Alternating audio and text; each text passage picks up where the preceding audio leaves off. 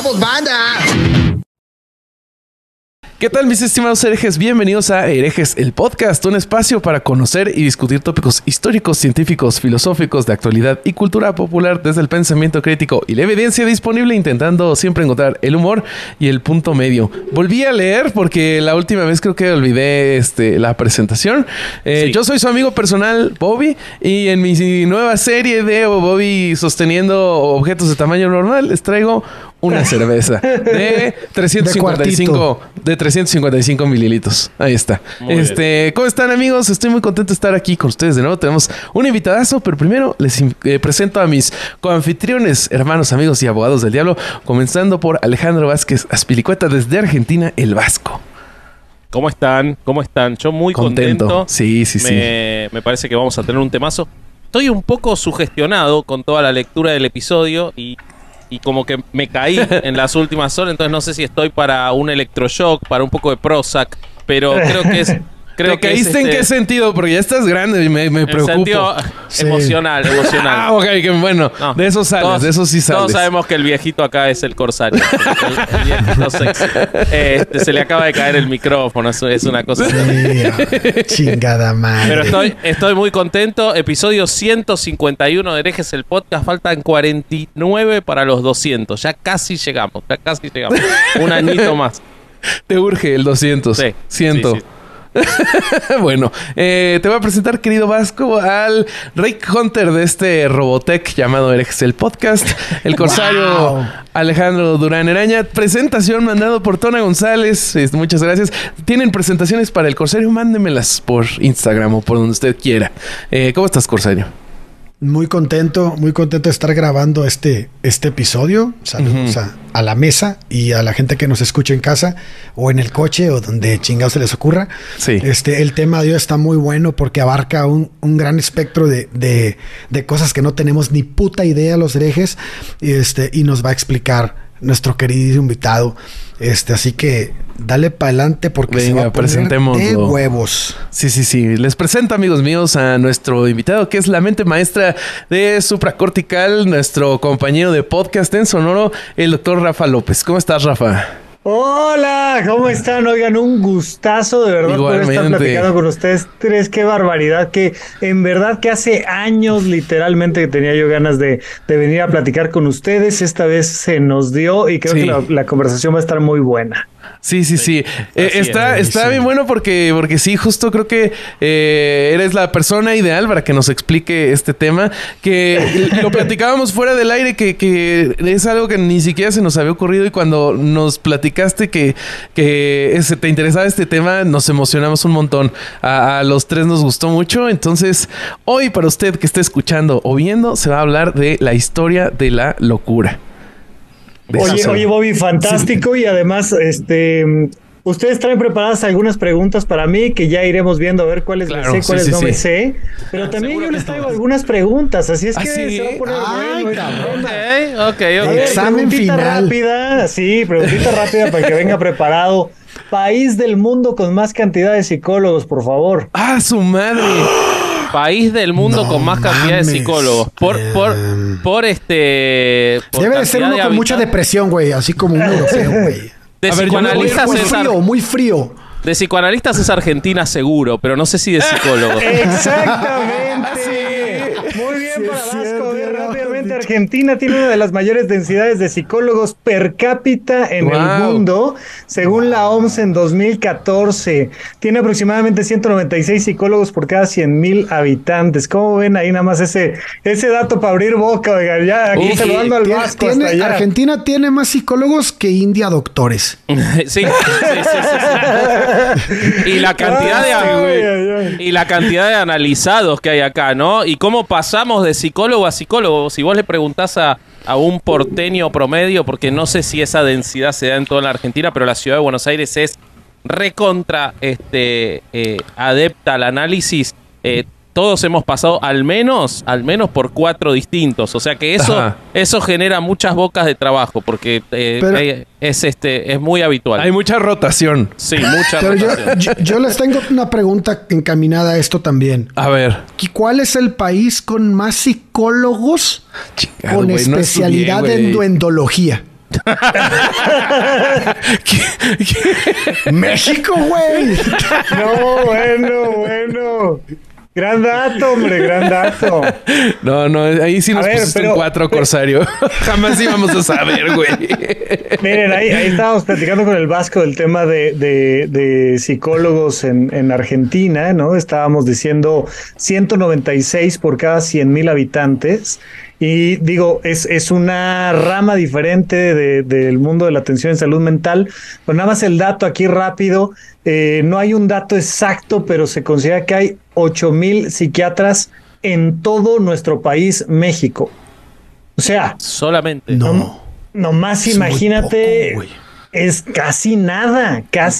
Sí, o sea, muy poquito. Y se decía cuando yo salí del Instituto Nacional de Psiquiatría, se decía que éramos 3,000 y fracción, 4,000, sí, ¿no? Yo salí en 2015. Vamos a decir que números más, números menos, pero seguro andamos abajo de 10,000 para los millones de personas que estamos en este país. Entonces, wow. De ahí el eslogan de mi podcast que dice que aquí todos estamos locos, ¿no? Ya saben que sí estamos, la verdad, sí estamos. Es el gran eslogan de su Yo justo te iba a preguntar lo contrario, si no era que en Argentina había tanto psicólogo porque había más loco, pero evidentemente me estás diciendo que no hay una vinculación entre cantidad de psicólogos y cantidad de locos, porque puedo decir que todos los mexicanos están locos. Y sin atención, lo cual es más preocupante. Eso es lo peligroso. Puedo dar fe por los dos que me acompañan en Herejes, claro, sin atención. Así que sí. Unos se ponen a hacer podcasts, otros dirigen organizaciones políticas y no gubernamentales. Aquí estamos de todo, hombre, de todo. No pasa nada. Intentamos sobrevivir. Venga.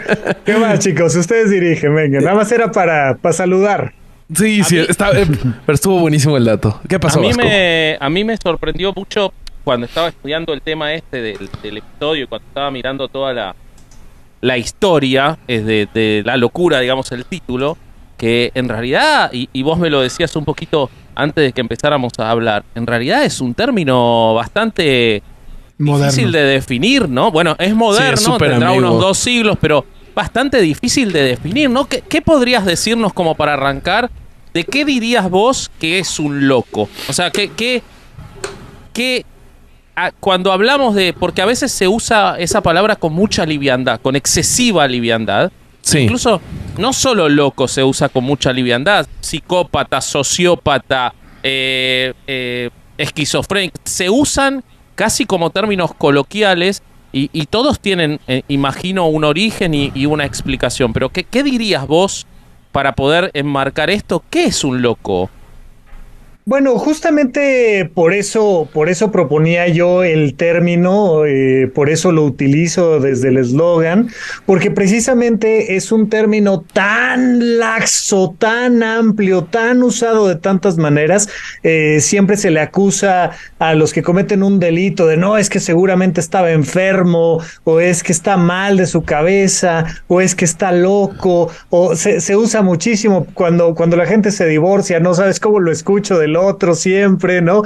Entonces es un término exactamente muy laxo, muy moderno, muy antiguo, mal definido, que se busca no usar, y entonces precisamente me pareció que era algo que nos podía dar para mucha conversación, pero básicamente creo que si tratamos de definirlo, yo tomaría 2 definiciones muy particulares. La locura desde la perspectiva de la enfermedad mental per se, quien tiene esquizofrenia, quien tiene demencia, quien está en un estado de delirium, quien tiene un trastorno obsesivo compulsivo, quien tiene un trastorno bipolar. Bueno, deja de hablar de mí, por favor. Hablemos de Hablemos entonces de Ale.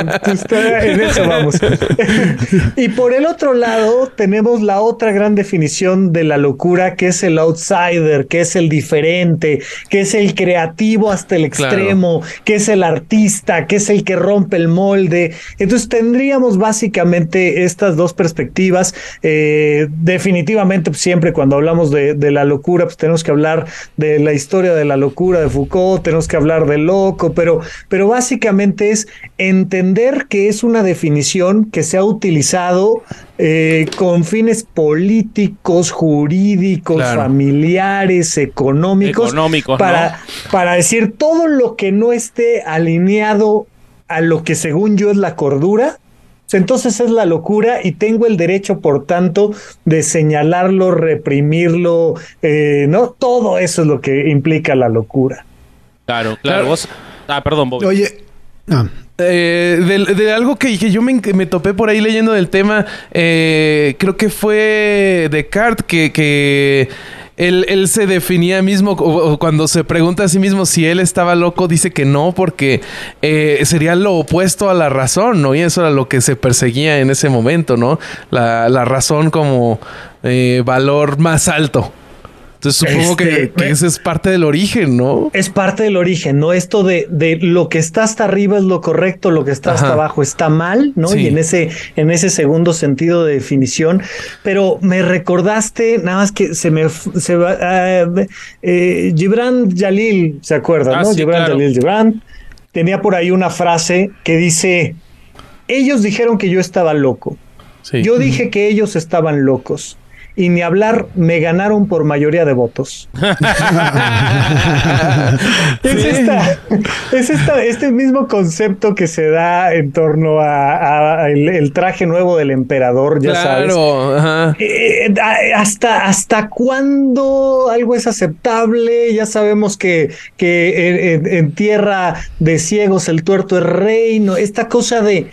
mientras la mayoría estemos de acuerdo, entonces nosotros estamos bien y ustedes están mal. Miren, por ejemplo, hay estudios científicos muy interesantes sobre qué tan manipulable es la opinión de las personas. Sí. Entonces, tomas a una persona con la que vas a experimentar, no le dices que vas a experimentar, la metes en un pequeño auditorio, todos los demás son actores, y entonces les proyectas una línea de un cierto tamaño y una línea más grande. Sí. A ver, por favor, digan si la línea más grande es la A o la B. No, la línea más grande es la B. Ah, perfecto, todos de acuerdo.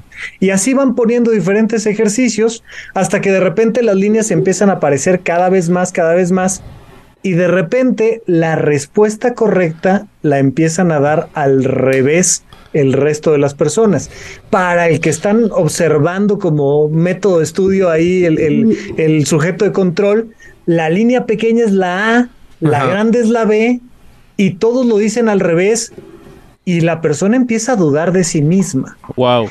Y está la presión social. Claro. Que dices, sí, claro, es que la estaba viendo chueca, es que déjame acomodarme. Y hay una presión social, realmente te distorsiona la manera de ver la realidad. Hay un constructo social, esto que se ha llamado, ya saben, el imaginario colectivo, que tiene mucho que ver también con de lo que surge después del psicoanálisis y demás. Esta idea de hay una manera de construir la realidad y la percepción de la realidad dependiendo de cómo interactúa la sociedad.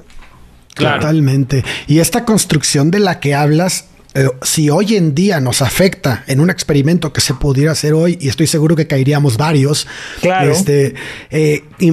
A mí me manda la chingada cuando pienso en la locura en el momento, en la antigüedad. O sea, cómo era vinculada a los santos, no los santos, a los dioses, a la divinidad, a que de alguna manera era muy buena o era muy mala, o venía de Dios o venía del demonio. Y entre esa disyuntiva, pues se generaban muchísimas discriminaciones que en el momento era prácticamente... Creo que en el Renacimiento fue cuando los sacaban de la ciudad, ¿no? Era una leyenda de que los sacaban barqueros en el río al exilio. Exacto. Entonces, ¿quién se avienta ahí la historia de la nave de los locos? Yo creo que el Vasco se avienta la historia de la nave. ¿Quién se avienta? Yo no me la sé. Yo solo encontré de eso como leyenda, pero encontré el dato que parece que no pasaba. No sé, pero a ver, no, yo no tengo la historia del... La historia cuenta lo siguiente, ¿no? Evidentemente son de esas cosas que hay quien dice que pasó, quien dice que no pasó. Yo creo que con eso nos podemos ir un poquito al tema de los hospitales psiquiátricos, pero la historia era la siguiente. Tanto los locos definición A como los locos definición B eran mal vistos socialmente, son raros, ¿no? Y creo que a todos nos ha pasado estar cerca de alguien que dices, este no es como mis cuates que estamos locos, pero no tanto, este sí algo raro tiene, inmediatamente te causa una sensación de rechazo, ¿no? Entonces, yo me acuerdo mi mamá cuando había algún esquizofrénico en la calle o así, no lo mires porque te va a decir algo, te va a insultar, pasá de lejos, pasá rápido, o sea, esa cosa de distancia, ¿no? exactamente, ¿no? Entonces, bueno, lo que cuenta la historia, esto se dice que se hizo en diferentes puntos, por supuesto Europa es un punto central en temas de la locura, pero se dice que pasaba en el río Nilo y que pasaba una barcaza, un barco grande que iba hacia el sur, y que solo iba y nunca regresaba, y que iba recogiendo un poco como el camión de la basura, iba recogiendo a los locos de los diferentes pueblos. También. Exacto, pásele, y ahí aventabas pues a los locos A y a los locos B, pues para no volverlos a ver. Hay un cuadro del Bosco que muestra a los locos subiendo a la nave y yendo para ningún lado, así que estamos hablando del año 1500, 1600. ¿Crees que si le pedimos a Isaac que ponga el cuadro, lo ponga? Va a poner otro. Así que... le va a valer va a poner 3 kilómetros. La Mona Lisa va a poner Isaac, sí. Pero intentemos. Dijo Vasco y va a poner una foto de... No dijo Vasco y va a poner una foto del Vasco, güey. Ahora, decían que no hay evidencia que sea cierto, pero Foucault da a entender que sí era cierto, que sí ocurría. Ajá. Sí, Foucault tiene este libro en 2 tomos, ¿no? De la historia de la locura. En la época clásica. Exacto.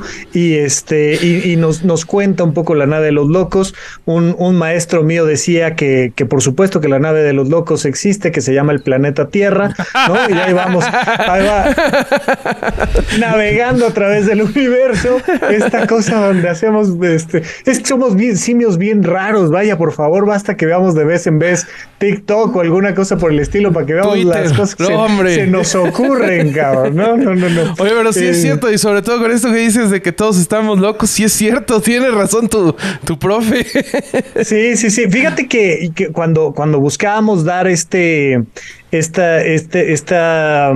eslogan para Supracortical existe desde 2016 como podcast, y entonces estaba yo buscando algo que unificara, porque justamente uno de los grandes errores que hemos tenido a lo largo de la historia en temas de salud mental es, como vimos en Los Simpson, nosotros somos los que ponemos el sello y hay gente que tiene el sello de este está loco y este no, y claro, entonces esta idea de nosotros los de la bata blanca estamos bien, tú estás mal, es justamente algo de lo que ya hoy por hoy a estas alturas nos tenemos que alejar lo más posible, y entonces buscaba yo esta manera de unificar, y a través de Alicia en el País de las Maravillas de Lewis Carroll, pues por supuesto que hay mucho en términos de la locura y el sombrero loco. Digo, ¿saben de dónde viene la idea del sombrero loco? ¿No es por ahí una historia más o menos? No la sé. Venga, bueno, pues para hacer los sombreros se tenía que calentar el sombrero a ciertas temperaturas y con ciertos gases, y muchos de esos gases que se utilizaban para la construcción de los sombreros eran tóxicos. Wow. Y entonces, un poco imagínate que estuvieras rodeado pues de gasolina, tiner, este tipo de solventes, que por favor, si lo hacen, usen mascarillas, es muy importante, cuiden su salud mental, pero entonces se decía que terminabas loco como un sombrerero. Y además esta cosa, digo yo, acá tengo mi logo que tiene ahí el sombrerito, sí. Que a mí siempre me ha gustado esta representación, que de hecho es lo que significa supracortical, de la mente afuera de la cabeza, no de esto que está por encima, pero en este libro de Alicia en el País de las Maravillas hay un momento donde Alicia se encuentra con el gato. Y el gato le dice, pues aquí yo estoy loco, tú estás loca, todos estamos locos. ¿Y cómo sabes? Pues si no, no estaríamos aquí. Y le dice, pero tú específicamente, ¿cómo sabes que estás loco? Y le dice, bueno, mira, tú nunca has visto un perro que esté loco. Si te das cuenta, los perros, cuando están contentos mueven la cola y cuando están enojados gruñen. Yo sé que estoy loco porque cuando estoy contento gruño y cuando estoy enojado muevo la cola. Es una definición de la locura muy curiosa, porque te habla de cómo podemos ir en contra de nosotros mismos. Y es súper común que digas, güey, no quiero ir a trabajar y vayas. Sí. Oye, es que quiero ir a la fiesta y no vas. Oye, es que quiero ahorrar y gastas. Es que quiero bajar de peso y comes. Y uno dice, no, es que estamos locos, güey. O sea, quieres hacer una cosa y terminas haciendo exactamente la opuesta contra ti y te encabronas, ¿no? Dices, me enojo conmigo por estar haciendo lo que estoy haciendo y estos conflictos con nosotros mismos. Entonces, otra de las muchas definiciones que hay por ahí de locura que me encantan. Sí, eso, yo estaba leyendo que en algunos trabajos o en algunas conferencias de Lacan él hablaba de eso, ¿no? De cómo mucha gente que él también decía, ¿no? Que todos estábamos locos, o que toda la sociedad estaba loca, y él definía como cuántas veces en consulta él recibía la declaración de un paciente que parecía exitoso, feliz, y contaba su profunda frustración, insatisfacción, cómo solo respondía a los deseos de otro, cómo él quería hacer una cosa completamente distinta de la que era, y sin embargo ese sujeto estaba definido como cuerdo socialmente porque completaba los patrones de lo que se esperaba de él, ¿no? Uh-huh. Bueno, y de ahí surgen estas historias fantásticas como Dr. Jekyll y Mr. Hyde, ¿no? Ya saben, claro, que es precisamente la presentación de esta dualidad de una persona que aparentemente está integrada y que tenemos este conflicto interno que va chocando entre quien soy por dentro y quien soy por fuera, y resulta que el de verdad pues es el que soy por dentro y soy un monstruo histérico, depresivo y ansioso, y por fuera soy una persona amable y respetable, y entonces nos preguntamos ¿quién es el personaje? Ese es todo el tema de las máscaras, ¿no? De las máscaras. Eso está bien cabrón. Eso está bien cabrón porque la construcción que queremos darle a la gente de la persona que somos es lo que queremos que la gente espera de nosotros, ¿no? Y luego cuando estás en tu cuarto tú solo y te das cuenta de todo lo que te pasa por la cabeza, todas tus ideas, todos tus alcances, todas las cosas que puedes decir, no mames, esto no se lo puedo decir a nadie, güey. O sea, si digo esto que estoy pensando, no sé, güey. Cualquier cosa, a cualquier edad, ¿no? El resultado que sale de esa puerta de tu casa y platica con la gente en el exterior es el deber ser para ti, ¿no? Social, lo que es dentro de tu construcción.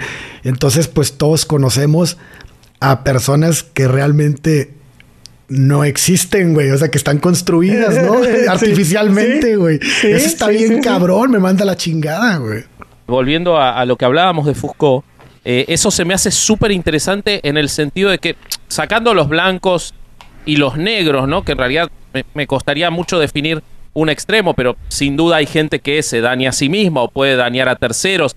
Eso, digamos, queda en un lugar tan claro y tan evidente que no tiene sentido plantearlo, pero hay un gris gigantesco en el cual se hizo una construcción social de qué es la sanidad mental y qué es la locura, ¿no? De dónde está ese lugar en el que podemos transitar o no.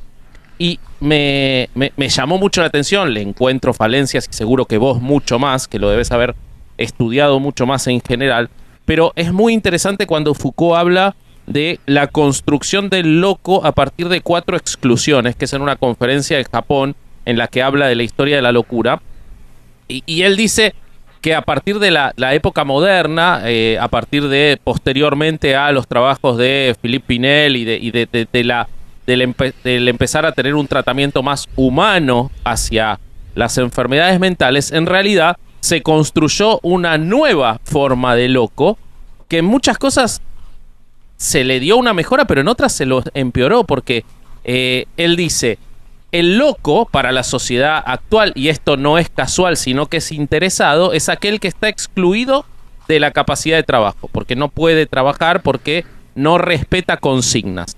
Aquel que está excluido de la reproducción, es decir, está excluido de los 2 elementos esenciales del avance de la sociedad, porque no puede tener hijos, no puede hacerse cargo de un tercero. está excluido del discurso. Y él ahí dice, antes los locos en muchas sociedades eran considerados los que decían la verdad. Esto se ve en muchas obras de Shakespeare, por ejemplo, en las cuales el loco es el único que dice las verdades que los demás ocultan. Y eso era algo que estaba el bufón de la corte y todos estos elementos. Y con el tratamiento moderno de la locura, eso se lo excluye. El loco no tiene voz. Tiene que estar en silencio, no se lo puede escuchar. De el juego, de la actividad social, él cuenta que en el Renacimiento y hasta el 1700 había una fiesta muy tradicional, que era la fiesta de la inversión, en la cual los ricos se vestían de pobres, los pobres se vestían de ricos, los desclasados eran los poderosos y los locos eran los sabios. Y que con la modernidad esto se elimina. Entonces se construye un loco que es una amenaza para los que no quieren ser tratados de locos, porque el loco queda excluido de la sociedad de una manera ya no física, no le ponen una cadena, pero que quizás es más compleja todavía. Y ahora concluyo esto, pero por la idea de lo que planteaban de cómo quién está loco y quién no lo está, ¿no? Y cómo nos percibimos o no. Es muy interesante lo que él cuenta en este momento, que él dice que en el mismo decreto en el que se modifican los manicomios como cárceles en Francia, si bien se quita la condición de cárcel, es en el decreto, esto me voló la cabeza, en el decreto en el que se inventa, o sea, se instituye la policía en Francia. Con lo cual se libera a los locos de algunas limitaciones, a los enfermos mentales, pero se construye la policía como elemento de control social para asegurarse de que el loco no joda a la sociedad. Entonces, cuando decimos la definición del loco, estamos hablando de una amenaza. O sea, el loco es una amenaza para el resto de la sociedad, y eso me pareció fuertísimo, porque ¿qué es peor que te digan que estás loco, no? En el sentido estricto. No, es una exclusión total, y justo era un poco de lo que platicábamos, ¿no? Hago esta separación entre la locura de la enfermedad mental, que de eso poco hemos platicado, y la locura desde una perspectiva más social, más dentro de la dinámica jurídico, económica, porque ahí es donde está la parte preocupante, ahí es donde está la gran discriminación que nos impidió durante mucho tiempo poner el énfasis científico en cómo apoyar a personas que tienen una depresión genuinamente, que tienen un ataque de pánico, que efectivamente tienen esquizofrenia, un trastorno bipolar, porque estábamos muy enfocados en el tema del control social, ¿no? Y entonces es todo el tema de todo el que piense distinto, todo el que tenga un discurso, una voz diferente, todo el que afecte el status quo, entonces esa persona está loca. Claro. Y poder hacer la diferencia que tardamos bastante, ¿no? Realmente es que es muy interesante, porque se ha hablado,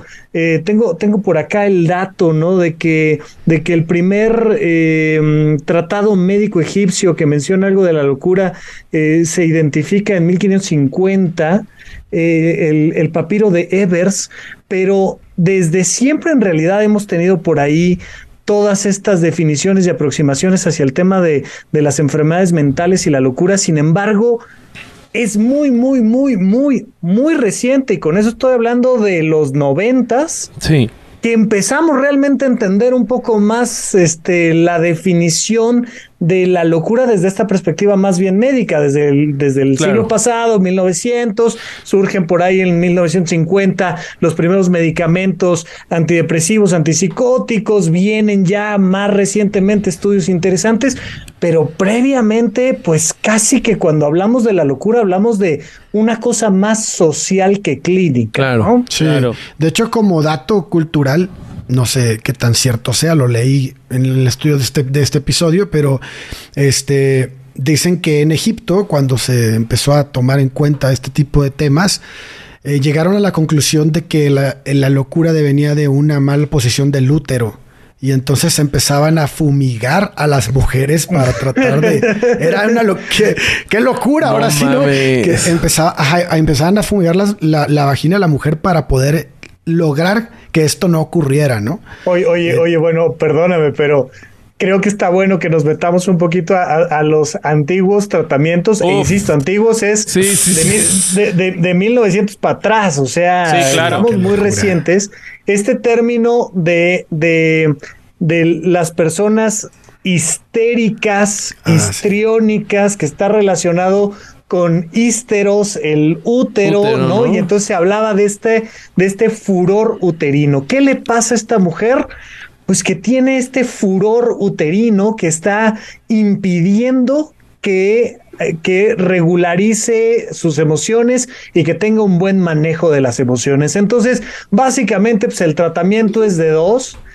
Pues hay que satisfacerla sexualmente a la dama, ¿no? Porque si no, ¿cómo le vamos a regular las emociones?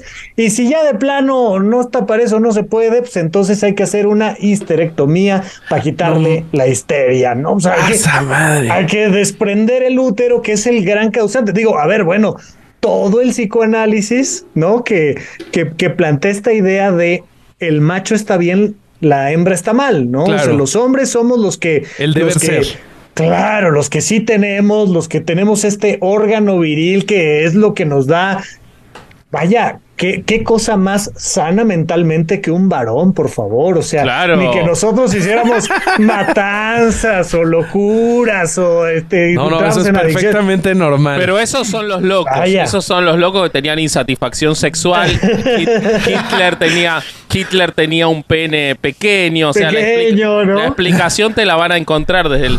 O sea, vos imaginate que hablar mal del psicoanálisis en el lugar en el que estoy yo me van a venir a buscar, ¿no? Así que, pero hay algo interesante de lo que vos decís, que yo leía en una de las cosas mientras preparaba el episodio, que el psicoanálisis no ha podido dar jamás, por este tipo de prejuicios y de ideas, una evidencia de servir para curar una enfermedad mental grave. Jamás. Bueno, es que nos metemos ahí, como dices, en terrenos escabrosos, pero sin duda alguna, a ver, primero platicando tantito de Freud, yo esto se lo digo mucho a mis pacientes, les digo, mira, ¿sabes por qué Freud se hizo famoso?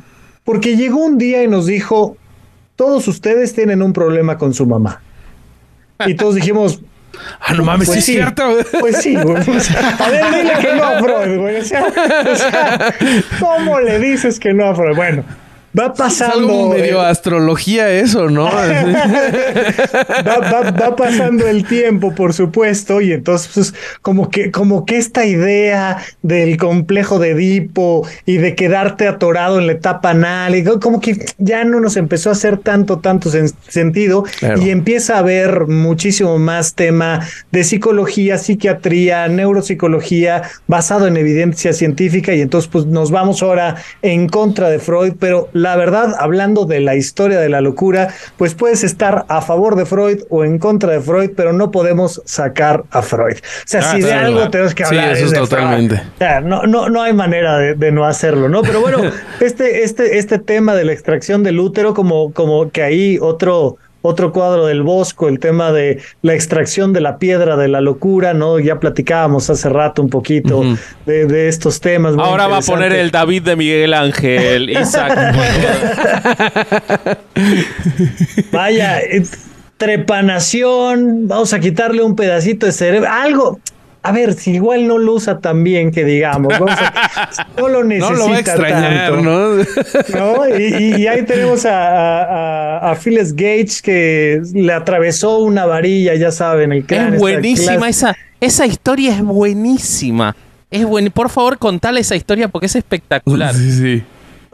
Si mal no recuerdo es Estados Unidos, ahorita me agarré yo solito un poco en curva, pero están construyendo las vías del tren, sí. ¿no? Están haciendo el tendido, se usaban ahí algunos tipos de explosivos, ya sabes, si a la fecha, nada más aquí un pequeño paréntesis, Seinfeld dice que la regla más estúpida de seguridad es obligar a un trabajador a usar casco.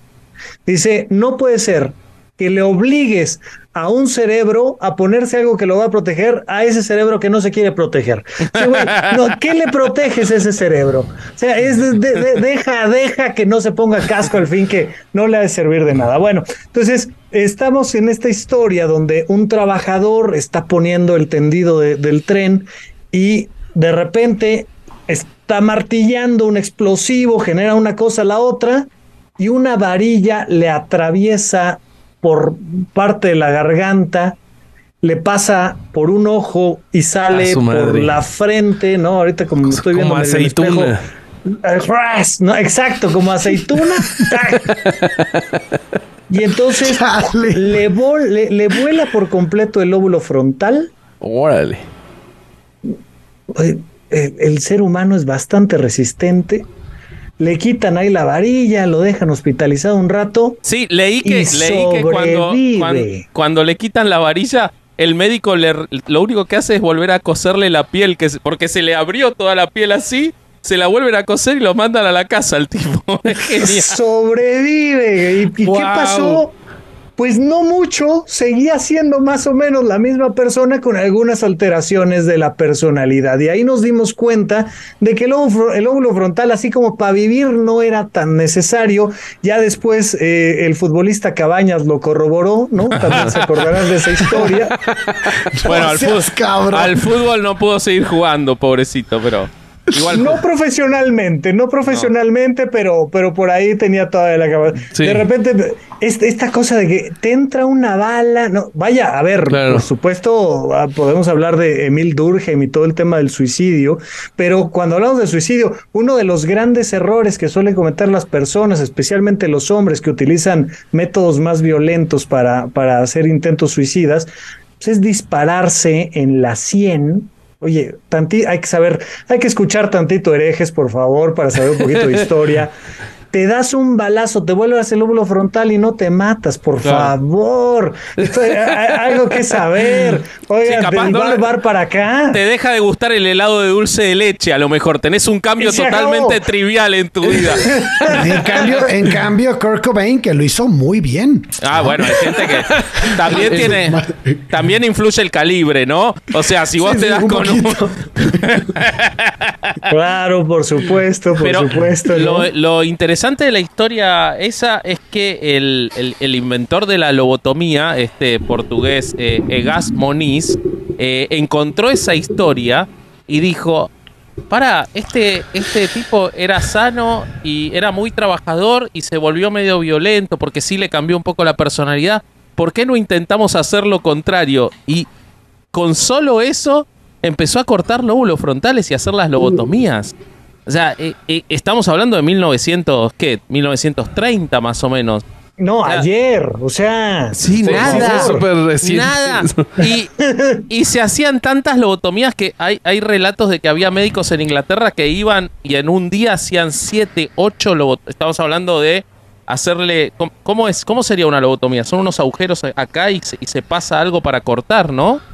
Y vaya, o sea, finalmente aquí en la frente lo único que tienes es piel, una muy pequeña capa grasa.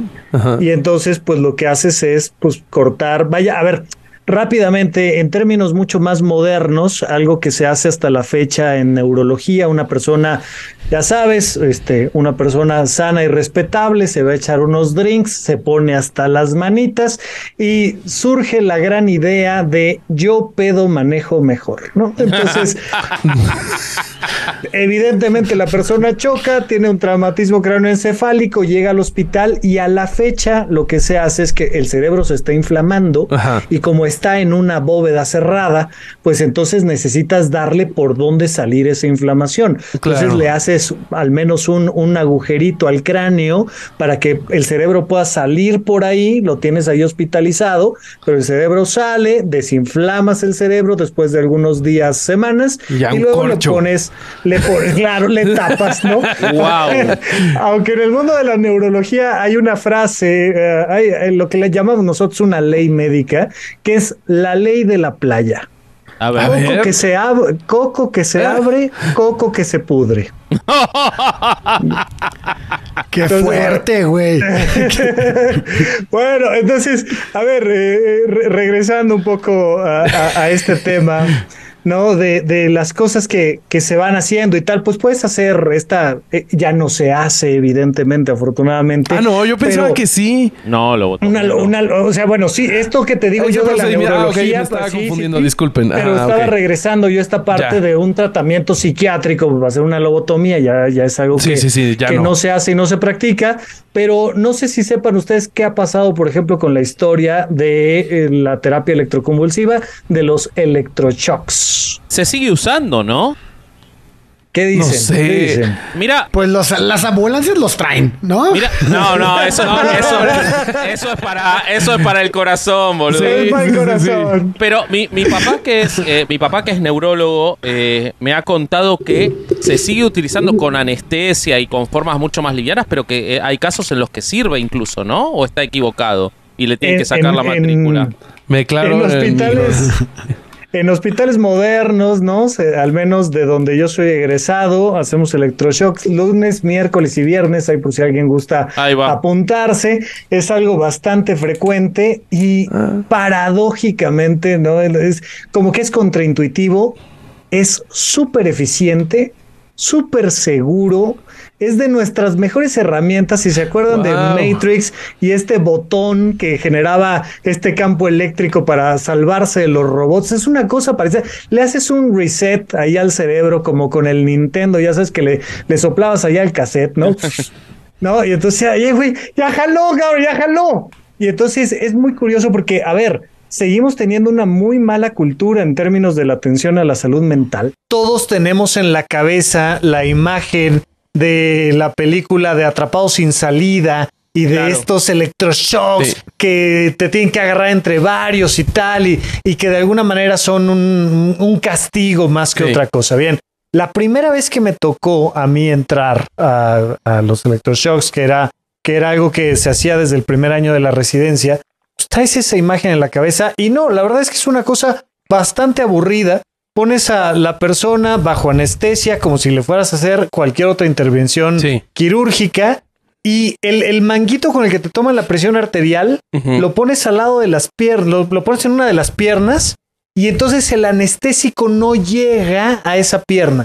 Entonces lo único que ves es que la piernita se mueve y ya sabes que está convulsionando y curiosamente la persona se recupera muy rápido de cuadros de cuadros psicóticos, esquizofrenia, además, de depresiones difíciles de tratar, de un montón de cosas. Y por supuesto que en términos históricos, pues nos dimos cuenta de que esto funcionaba porque el brother, que además de tener una enfermedad mental, tenía epilepsia, resulta que le daban ataques epilépticos y despertaba mejor del trastorno mental. Es una cosa fantástica. Sí, había algo así como que los esquizofrénicos no tenían, o quienes tenían convulsiones no tenían esquizofrenia, ¿no? Había una cosa así que se vinculó, ¿no? Así es que surgió. Así se vinculó y entonces aprendimos a manejar la electricidad y fue de, pues, démosle todo. Que primero le daban shocks de glucosa, ¿no? Eso no lo sé, no lo sé, Vasco. Yo lo que encontré antes de llegar a que se hiciera a través de electroshock, la primera técnica que se utilizó para hacerlos convulsionar, porque se descubrió que quienes convulsionaban salían mejor. Y entonces descubrieron que quienes tenían muchas convulsiones eran los que tenían desequilibrada la glucosa con, ¿cómo se llama? Lo que se le da a los ¿insulina? diabéticos. A la insulina, los que tenían... Entonces se le daba exceso de insulina que provocaba las convulsiones. Y esa fue como la primera técnica para buscar esas convulsiones. Lo que pasa es que, claro, eso era potencialmente muy dañino. Muy potencialmente muy dañino. Fíjate que no tengo ese dato, pero sí de alguna manera se relacionó una cosa con la otra. Y es impresionante. O sea, recibes a una persona que está verdaderamente fuera de la realidad, con una situación ya de muy alto riesgo para él, riesgo para los demás. 2, 3 terapias electroconvulsivas y la persona está perfecta, amable, funcional. Es una cosa impresionante realmente. ¿Y cuánto dura en este tiempo que aterriza, o sea, que regresa?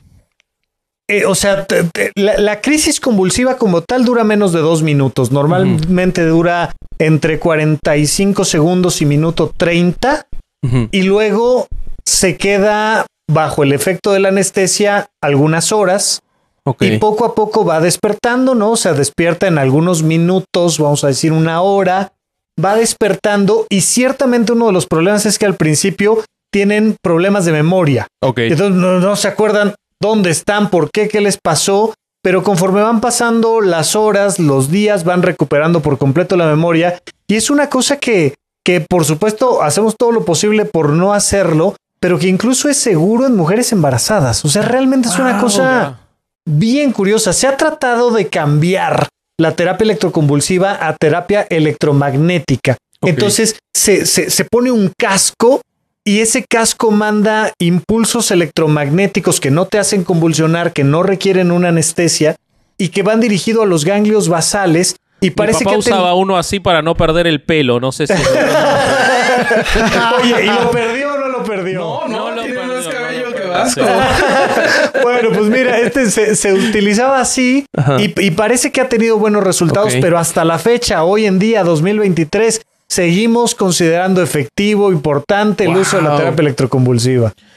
Ahora, yo encontré sobre ese tema que la mala fama que tiene y por qué llegó a, por ejemplo, Atrapado sin salida y todo eso, es porque sí hubo un momento en el que algunos lo usaban como castigo, ¿no? En un primer momento. O sea, sí existió esa cosa de... o sea, yo leía de un psiquiatra que... ¿Pero lo conectaban a los huevos o qué? No lo hacían con anestesia. ¿Por qué dejas volar tu imaginación, Corsac? Pero que aparte en Inglaterra, por ejemplo... Cada quien sus fetiches. Gente a la que le habían hecho 5.000 sesiones, por ejemplo. O sea, y la habían dejado totalmente destruida. Pero claro, eso tiene que ver con que después, y cómo pasa esto en la cultura popular y nos queda la mala información. Porque lo único que quedó de la idea del electroshock es eso, es que es malo, que es el dañino, estigma. y todo lo que sí sirve nos lo perdimos. O sea, vos lo decías antes de que te teletransportes de manera mágica con la magia del electroshock y te teletransportes a la casa de Bobby, vos comentabas que se sigue utilizando y claro, y sorprende que se siga utilizando, pero tiene toda la lógica por lo que estás explicando. Claro, sorprende por la mala prensa, pero en realidad si analiza un poquito la ciencia al respecto, la gente se dará cuenta de que en realidad es una terapia segura, frecuente, que tratamos de que evidentemente es de nuestras últimas herramientas, pero como seguimos teniendo poca cultura y como lo decíamos al principio, pocos psiquiatras, muchas personas tardan muchísimos años en empezar a atenderse y requerimos de herramientas como esta. Y digo ya, nada más porque aquí el Vasco lo comentaba, nadie se había dado cuenta de que yo había cambiado mágicamente de lugar. Sí, es la magia del cine. Pero un electroshock, ¿no? Cayó un rayo y nos dejó sin luz y resulta que Bobby y yo somos vecinos. Y le dije, güey, recíbeme. Y aquí estamos platicando. ¡Ey! En la casa de Bobby, ¿cómo ven? Saludos. Fue un electroshock. Literalmente fue un electroshock. Sí. ¿Qué más? Yo te quiero hacer una pregunta vinculada justo con esto de la mala prensa y todo esto. Sí. Cuando estudiábamos para el episodio, resulta que la historia del tratamiento de la locura y de la forma esta en la que ya vos explicaste muy bien cómo se distingue entre las enfermedades mentales y lo que es la locura social o el que queda afuera, todo eso está claro. Lo que yo encontraba es que hasta en casi fines del siglo XVIII, principios del siglo XIX, los manicomios, el Bedlam y todos esos lugares espantosos, eran cárceles, eran lugares donde incluso hay testimonios en Inglaterra de un tipo al que lo tuvieron 9 años en una máquina que lo tenía agarrado del cuello todo el día, gente sucia, eran espectáculos, había pasillos paralelos para que la gente espiara como un zoológico a los internados. Yo encontré un dato, Vasco, de que en Francia, incluso en uno de los primeros manicomios les dieron herramientas de tortura y les dieron carta abierta de que se usaran como se viera. También, de hecho, hay manicomios en Latinoamérica que tienen casi que esposas así pegadas en la pared donde los amarraban. Y wow. Todo eso existía y hubo viejos, dos o tres médicos en Francia. Este hombre, Philippe Pinel, que fue el que dijo que había que abrirles, sacarles eso, darles acceso al patio. Hubo otro, no me acuerdo cómo se llamaba en Inglaterra, hubo una mujer en los Estados Unidos que fue muy, muy revolucionaria en ese sentido. Dorothea Dix también. Y todo eso generó una nueva historia en cuanto a las internaciones. Pero en los últimos años, ha ocurrido en la Argentina, sé que ocurrió en los Estados Unidos, imagino que en México también estará esa discusión, en Europa seguro, hay toda una fuerte doctrina que incluso se ha hecho ley sobre la desinternación, sobre que no tienen que estar más en instituciones, que tienen que estar en hogares con su familia. Yo quiero saber tu opinión sobre esto, porque la verdad que viendo los resultados en un montón de lugares, se empiezan a revisar todas esas políticas. Entonces, ¿qué pasó? ¿Nos fuimos para el otro lado? ¿Cuál es la situación? No, temazo. Es una cosa bien importante, bien interesante, porque, a ver, nada más les voy a contar una pequeña anécdota. Yo hice psiquiatría en el Instituto Nacional de Psiquiatría, estuve ahí 4 años como médico residente, y cuando vas caminando ahí en la banqueta te das cuenta de que es una barra alta de metal y que tiene estas espirales arriba. Y iba yo caminando saliendo de guardia y una señora me dice: oiga, doctor, es que estoy viendo la espiral esta de la barda. Ay, ¿a poco se les mete mucha gente? Y les digo, no, el problema es que se salen, señores. Para eso es la espiral, para evitar que la gente se salga. El otro hospital psiquiátrico grande que está acá en el sur de la ciudad es el Hospital Fray Bernardino Álvarez. El que está enfrente de Lincoln, cancerología, ¿no? Exactamente. Sí. ¿No? Y tiene una estructura donde las ventanas tienen barrotes también. Da esta sensación medio de cárcel. Pero es que hay un elemento muy importante, es que ciertamente hay que evitar que las personas que están hospitalizadas en un hospital psiquiátrico vayan a cometer algún acto que los pueda poner en riesgo. Sí. Fundamentalmente el tema del riesgo suicida. Claro. Ha pasado en muchos otros hospitales que ha habido pacientes que han brincado desde el último piso, desde la azotea, desde Bueno, entonces, a ver, primero decir esto, sí, se han cometido muchísimos actos horripilantes contra las personas que requerían algún tipo de atención, o como ya platicamos, que tenían algún tema político, jurídico, que estaban como estos outsiders, y que entonces, bajo el criterio de que esta persona está loca, se abusó muchísimo de los derechos humanos de muchas personas. Sigue habiendo hasta la fecha en México y en muchas partes del mundo esto que acá le llamamos granjas, que son lugares donde simplemente recluyen a personas que tienen alguna adicción al alcohol y tal, y no tienen ningún tipo de tratamiento. Y entonces, ciertamente es muy reciente que existan hospitales como el Instituto Nacional de Psiquiatría, como el Fray Bernardino Álvarez, donde sí se resguarden los derechos humanos, sí se atienda adecuadamente, sí haya un factor científico importante.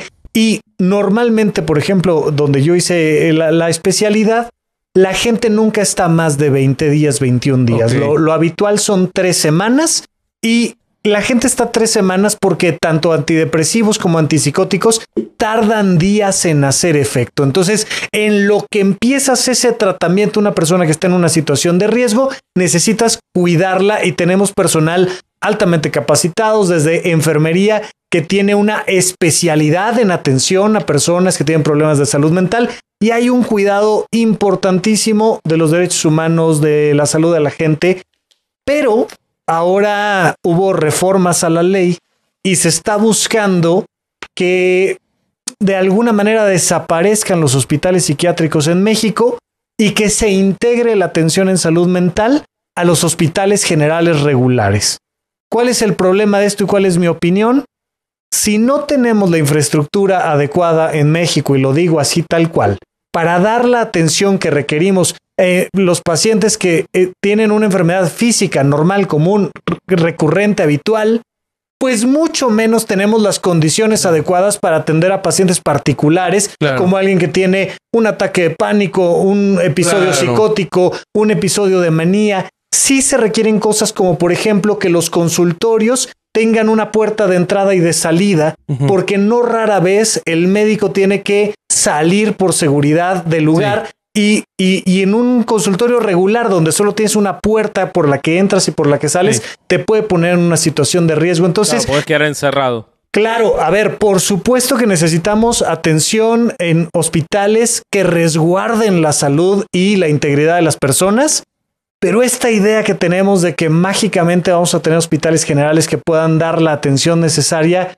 yo lo dudo bastante, ojalá me equivoque, porque además un poco ya está en la ley, así es que pues vamos a ver. Pero el fracaso de eso se está viendo, o sea, en Estados Unidos el aumento de personas con trastornos mentales viviendo en la calle es gigantesco, porque seguramente de buena intención se impulsa esta idea de en ningún lugar va a estar mejor que la familia, los hospitales comunes, pero eso termina no ocurriendo y tampoco existe más el lugar donde podían tener, y entonces lo que se ve en la ciudad de Buenos Aires se ve, pero es impresionante en Los Ángeles, en San Francisco, en Nueva York, la enorme mayoría de las personas que viven en la calle tienen padecimientos mentales hoy en día.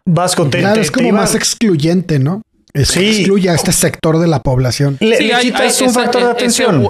Ese buenismo de el manicomio es horrible, el sanatorio es horrible, pero la realidad te termina dando el cachetazo de que no terminan en un lugar mejor, terminan viviendo muchos, en la calle. ¿no? Probablemente a ver, es que no todos tienen la oportunidad. En mi caso, en la familia de mi mamá, yo tengo un tío con esquizofrenia, güey. Y la verdad es que a veces necesitas ese tipo de lugares porque pues la familia no puede con eso. O sea, no, a veces no tiene las herramientas, güey.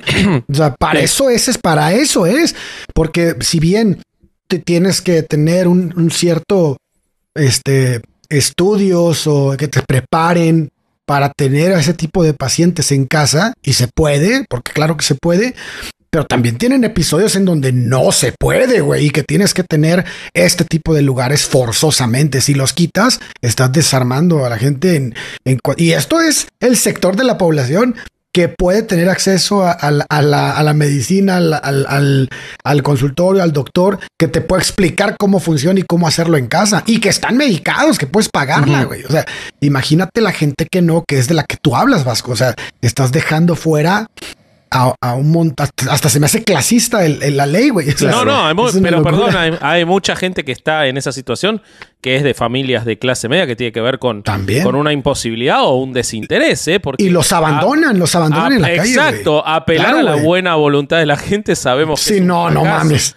Sí. Y la otra cuestión, Rafa, es hay muchas legislaciones que apelan a la internación voluntaria, ¿no? O a la expresión de la persona. Eso es muy difícil de conjugar en la realidad, ¿no? Es un problema. La gran mayoría de las personas que requieren atención en salud mental sí están en condiciones para dar su autorización de cualquier tipo de tratamiento, porque, por ejemplo, en el Instituto Nacional de Psiquiatría tenemos 5 áreas, 5 le llamamos tratamientos, vamos a llamarle pabellones, donde 4 están destinadas a mujeres y la mayoría son temas de depresión, de algunos otros temas de trastornos alimenticios y demás, porque los hombres normalmente no buscamos atender nuestra salud mental, ¿no? Entonces hay un tratamiento para hombres, hay 4 tratamientos para mujeres, y en el tratamiento para hombres normalmente son cosas, pues, esquizofrenia, cosas agresivas, trastorno bipolar, temas de sustancias. Difícil de ignorar. Es algo que evidentemente pasó y tronó en casa y en cara, y bueno, y ni hablar, y termina en una situación como esta. Bueno, la gran mayoría de las personas que requieren una hospitalización sí entienden que tienen un problema y sí firman y autorizan, y ellos están pidiendo ayuda, normalmente ellas. Pero uno de los problemas que tiene enfermedades como la esquizofrenia es que se enferma eso que te hace darte cuenta de que estás enfermo. Y entonces no sabes que no sabes. Entonces es como si de repente, yo estoy aquí platicando y de repente llegan unos policías, unos señores, y me dicen que yo me metí a la fuerza, que no es cierto que yo tengo un podcast, que a mí nadie me invitó a herejes, que... Pues por supuesto que la sensación que te va a dar es mucho shock. Claro, ¿no? me están agrediendo. Cuando esa parte que te permite ser capaz de identificar la realidad está enferma, pues se vuelve un problema. Se puede hacer un acto jurídico que es una interdicción, donde la familia le pide a un abogado que le presenta a un juez, el decir, esta persona no puede tomar decisiones jurídicas. Esto muchas veces ayuda a que una persona que está enferma, que tiene un problema de salud mental importante, no firme, por ejemplo, contratos donde vende su casa por un peso o donde sobregiró de ejercicio, ¿no? Claro, ¿no? Entonces resguardas esta parte. Pero aún así es complicado. Claro. En el Nacional de Psiquiatría, la hospitalización es siempre voluntaria, 100%. Okay. En el Fray Bernardino Álvarez, ahí mismo tienen un representante del Ministerio Público que puede ayudar durante algunas horas para una hospitalización involuntaria, pero es todo un tema. O sea, estamos lejos todavía de tener la mejor atención que requerimos. Oye, y justo pues de todo lo que nos estás platicando, pues veo que se ha pasado desde un punto donde se etiqueta, ¿no? Al loco, y si no es... su locura no beneficia a ciertas instituciones o a ciertos paradigmas, pues se castiga, ¿no? O se le da un trato de que se excluye de la sociedad. Y por lo que nos estás contando, ahora el trato ha cambiado y los procedimientos van más dirigidos al bienestar del paciente. O sea, ¿cómo es que se ha logrado esto a través de la historia? ¿Cómo es que la medicina psiquiátrica logró el cambio de, ok, te excluyo porque no le haces bien a todos, a cómo te puede ayudar a ti como paciente? Dos cosas muy importantes, ¿no? Primera, el método científico es abrumador. Claro. Entonces, desde que empezamos a hacer ciencia de verdad, nos empezamos a dar cuenta de qué sí y qué no. Y por ahí de 1950 surgen los antipsicóticos y los antidepresivos. Y esto empieza a hacer una diferencia fundamental de entender que hay gente que sí tiene una enfermedad a la cual se le puede atender y ayudar.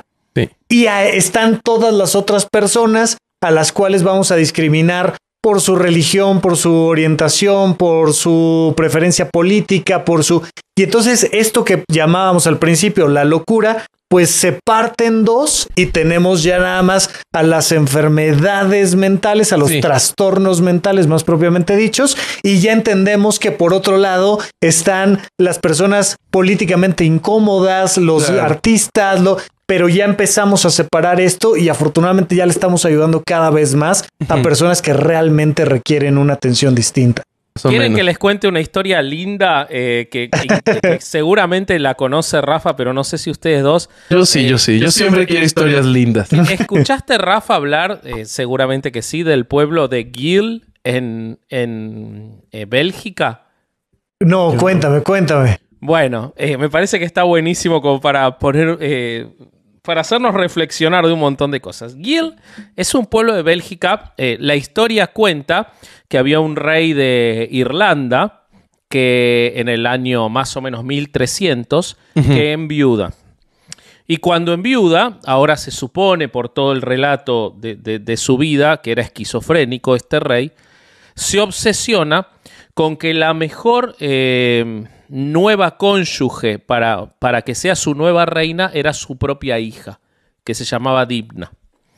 Dimna, por supuesto, no quería casarse con su padre, estaba muy asustada y se escapa a Bélgica, a este pueblo llamado Geel. El padre la persigue, la busca, la encuentra e intenta casarse con ella nuevamente. Todo el mundo notaba que el padre estaba claramente desvariando, que no estaba en sus cabales. Dimna se sostiene en su posición, se opone al casamiento y el padre la termina decapitando en este pueblo. Eso provoca... Creo que estaba bonita la historia, güey. Sí, te prometo que está bonita. Es una ¿Le muerte... pusieron la cabeza o qué chingados? Es una muerte por un montón de vidas. Dimna se transforma en la santa de los locos y de los desvaríos mentales, por cómo ella había resistido ante todo esto. Y ese pueblo, desde hace 7 siglos, es un lugar en el que, les estoy hablando 1300, 1400, 1500, no se detuvo nunca esto. Las personas con trastornos mentales, locos, personas con severas depresiones, cosas que ni siquiera se detectaban con claridad en esa época, pero la gente veía que estaba mal, se refugia en ese lugar. Y hace 7 siglos que los pobladores de ese lugar le dan refugio a esas personas de manera permanente. Wow. Todo el tiempo. En el pueblo de Guy, en Bélgica, donde está la iglesia de Santa Dimna, van personas con trastornos mentales a vivir por temporadas y la población de ese lugar los aloja. Y se cuenta que en la Edad Media era el único lugar en Europa en el que no se podía distinguir a una persona, a un loco, a una persona con trastornos mentales de una persona que no lo estaba, porque todos se vestían igual, todos iban al mercado por igual, todos iban a la iglesia por igual. Y al día de hoy sigue existiendo esa tradición. Wow. La gente cobra una cantidad en sus casas por recibir a personas con enfermedades mentales, con discapacidades, con trastornos mentales, y viven en sus casas por temporadas, hacen la peregrinación, y es un lugar en el que es un experimento social extraordinario de cómo muchísimas personas que en otros lugares son relegadas, abandonadas, maltratadas, torturadas y golpeadas, mientras eso ocurría en el pueblo de Guil, se las recibía como a cualquier persona. Wow. O sea que cuando se quiere, en muchos casos, se puede. Fantástico. O sea que tenemos un lugar a donde ir nosotros. Bueno, donde ¿no? nos escuchan, que ya es ventaja. Saludos a quien nos está escuchando por allá. Saludos a Guil. Somos parte de la comunidad. Aquí estamos. Fantástico. Bonita historia. Sí, no quería que pase el pueblo de los locos, le dicen en Bélgica. Pero realmente es impresionante porque son muchos años. Sí, está buenísimo. Pero qué bonita historia, yo creo que para cerrar, ¿no? Sí. Yo tengo una pregunta para A ver, Rafa, nada más para cerrar. Dale. Venga. Pero es muy rápida. Y no sé si Venga. estoy pensando, pero te la hago. Cuando estabas era tu consultorio donde estabas, no sé, sí, tenías un cuadro atrás de ti de un hombre en una balsa en aguas tranquilas. Como con unos Me recordó líneas de un mucho- cuaderno, ¿no? Me recordó mucho a la película de Mente Indomable, güey. Pero en la película de Mente Indomable eran como aguas muy Agitado. muy agitadas. Ajá. Yo te quiero preguntar, si el cuadro tú lo pusiste o algo así, o tiene alguna referencia. No tiene una referencia en particular. Lo encontré en una galería en Valle de Bravo. Me gustó mucho. Un cuadro grande, imponente, que no es de un artista muy conocido y por tanto no era un cuadro muy caro. Pero es una hoja de cuaderno y abajo está como este mar de tinta. Y este hombre va navegando en esta tinta. Y es muy interesante porque los seres humanos hemos hecho cosas fantásticas gracias a la capacidad que tenemos de poner las cosas en palabras. Y ahora en un podcast, nunca mejor dicho, ¿no? Son estas herramientas que tenemos a la hora de hacer una narrativa, de ponerle nombre a las cosas. La inteligencia emocional depende de que aprendas un léxico emocional, que aprendas a decir: estoy enojado porque, me siento triste desde que, fíjate que estoy preocupado por...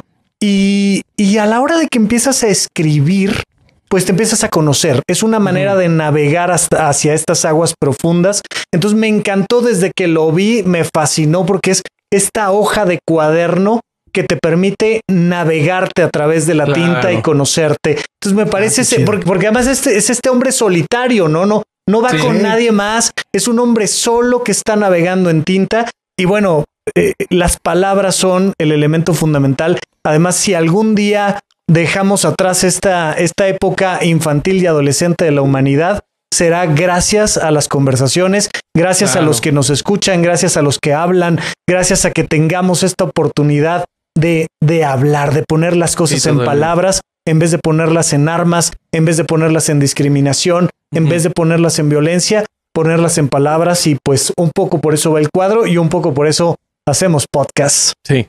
Sí, sí. Que ya, córtale aquí. Qué bonito pensamiento. Sí. Me encantó el pensamiento. Pues sí, que si quieren, pasemos al final del podcast, pero antes, cuéntanos, Rafa, cómo te encontramos en redes, cómo encuentra la gente tu podcast, todo lo que quieras anunciar. Muchísimas gracias. Ya saben que Herejes y Supracortical son hermanos en Sonoro, que es parte del equipo. Y bueno, por supuesto, lo mejor sería, los invito a que escuchen el podcast de Supracortical. Tenemos más de 400 episodios ya arriba, es un montón de contenido y seguramente algo interesante encontrarás. Y me encuentran en todas las redes sociales como @RafaRufus con doble R en medio. Y por favor, cuando quieran, están invitadazos al podcast. Y cuando me inviten de regreso pongamos acá el también. tema y se hace esto. Se hace. Queda. Sí, nosotros encantados. Y nosotros, amigos, ¿tenemos algo que anunciar? Sí, tenemos que anunciar A ver, adelante. que estamos en la semana posterior al episodio 150. Como ya les dijimos, cumplimos ya en el los episodio 150. 150, así que durante toda la semana del episodio 150 a este 151, o sea, hasta el siguiente miércoles de que se está estrenando esto, un contenido por día en Patreon. Todos contenidos diferentes, contenidos de nosotros tres, de Caro, un montón de cosas en Patreon. Y vamos a terminar con una reunión con Patreons de todos los nuevos que se hayan suscrito en estas 2 semanas en realidad que son. Así que ahí los esperamos. Y tenemos novedades con el merch. Pueden buscar los links en la descripción. Y creo que nada más, Roberto. Creo que es todo, sí. Y búsquenos en redes sociales para que vean nuestros TikToks tontos. Estamos en todos lados como Herejes el podcast. Ahí búsquenos. Y individualmente estamos como Vasco.hereje, Corsario.hereje, Bobby.hereje. Exacto. Ahí búsquenos. Los queremos mucho. Muy bien. Y creo que es todo. Entonces, este fue otro domingo de no ir a misa y escuchar Herejes el podcast. ¡Vámonos! Adiós.